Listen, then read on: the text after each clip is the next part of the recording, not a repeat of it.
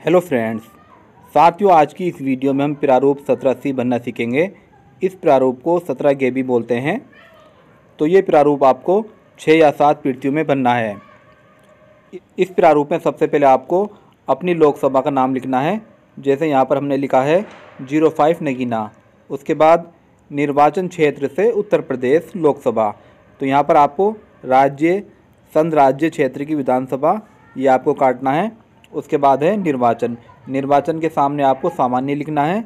मतदान केंद्र की संख्या और नाम, तो आपका जो भी मतदान केंद्र है उसकी संख्या और नाम आपको यहाँ पर लिखना है। उसके बाद आपको ईवीएम की डिटेल देनी होती है।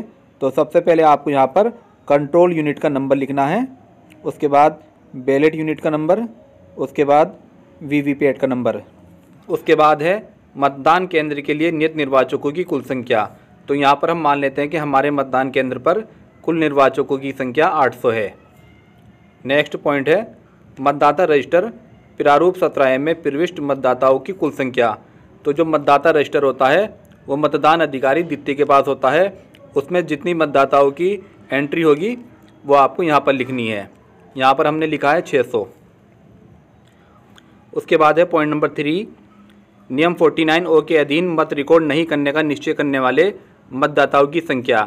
अगर आपके इस बूथ पर ऐसा कोई केस है जिसके अंतर्गत मतदाता ने मतदान अधिकारी प्रथम और द्वितीय के पास पूरी फॉर्मेलिटी की, उसके बाद मतदान करने को मना कर दिया, तो उसकी जानकारी आपको यहाँ पर देनी है। तो यहाँ पर हमने लिखा है नील। इसके बाद नेक्स्ट पॉइंट है नियम 49M के अधीन मतदान के लिए अनुज्ञात नहीं किए गए मतदाताओं की संख्या। तो यहाँ पर हमने लिखा है नील। अगर कोई मतदाता मतदान अधिकारी प्रथम और द्वितीय के पास सारी फॉर्मेलिटीज़ पूरी करने के बाद मतदान के नियम और कानून का उल्लंघन करता है या कोई भी अतिक्रमण करता है, तो पीठासीन अधिकारी को नियम 49M के अधीन यह अधिकार होता है कि उसका मत डालने से रोक सकता है। तो इस तरह का कोई भी प्रकरण अगर आपके यहाँ होता है तो उसकी संख्या आपको यहाँ पर लिखनी है। उसके बाद पॉइंट नंबर 5 है नियम 49MA के अधीन रिकॉर्ड किए गए परीक्षण मतों को घटाए जाने की आवश्यकता होगी। तो अगर आपके बूथ पर कोई भी परीक्षण मत डाला गया है तो उसकी संख्या आपको यहाँ पर लिखनी है। यहाँ पर हमने लिखा है नील। उसके बाद है घटाए जाने वाले परीक्षण मतों की कुल संख्या। तो यहाँ पर हम मान लेते हैं कि एक परीक्षण मत डाला गया, तो यहाँ पर आपको लिखना है 1। उसके बाद प्रारूप 17 में मतदाताओं की क्रम संख्या।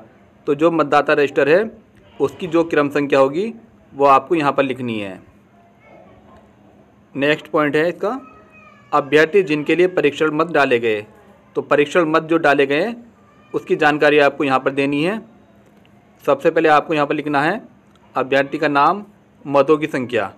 तो जिस कैंडिडेट को मत डाला गया उसका नाम आपको यहाँ पर लिखना है और जितने मत डाले गए वो संख्या आपको यहाँ लिखनी है।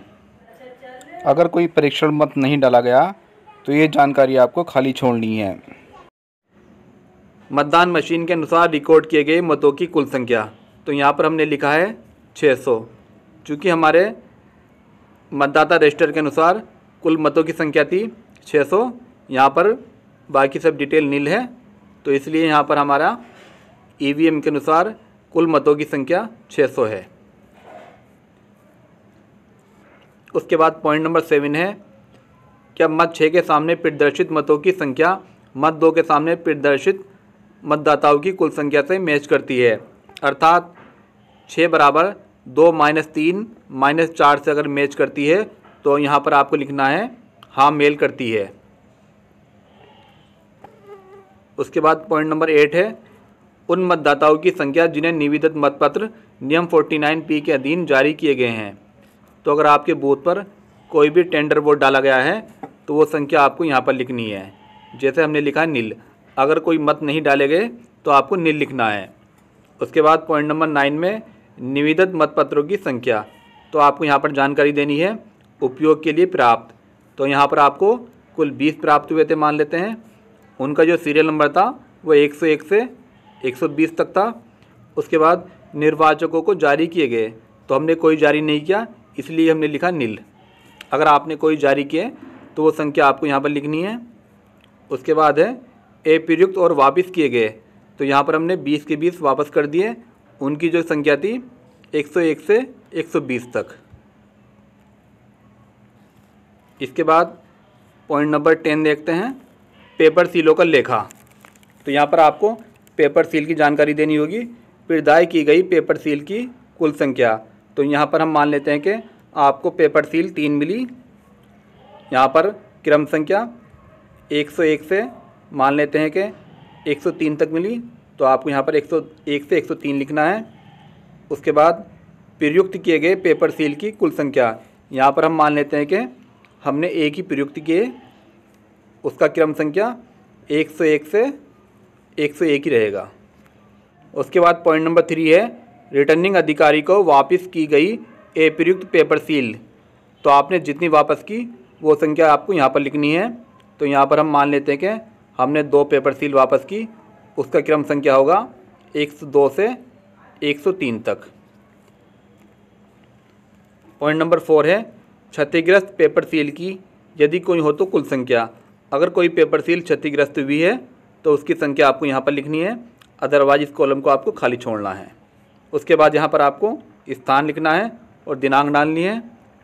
यहाँ पर राइट में ऑप्शन दिया हुआ है मतदान अभिकर्ताओं के हस्ताक्षर। तो यहाँ पर आपको मतदान अभिकर्ताओं के हस्ताक्षर कराने हैं।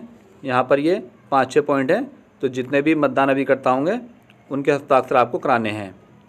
उसके बाद लास्ट में पीठासीन अधिकारी को अपने हस्ताक्षर यहाँ पर करने हैं और मतदान केंद्र का क्रमांक भरना है। इस तरह से आपको प्रारूप 17G को बनना है। ये एक इम्पोर्टेंट प्रारूप है, इसकी आपको 6 से 7 प्रति जरूर बनानी है। धन्यवाद।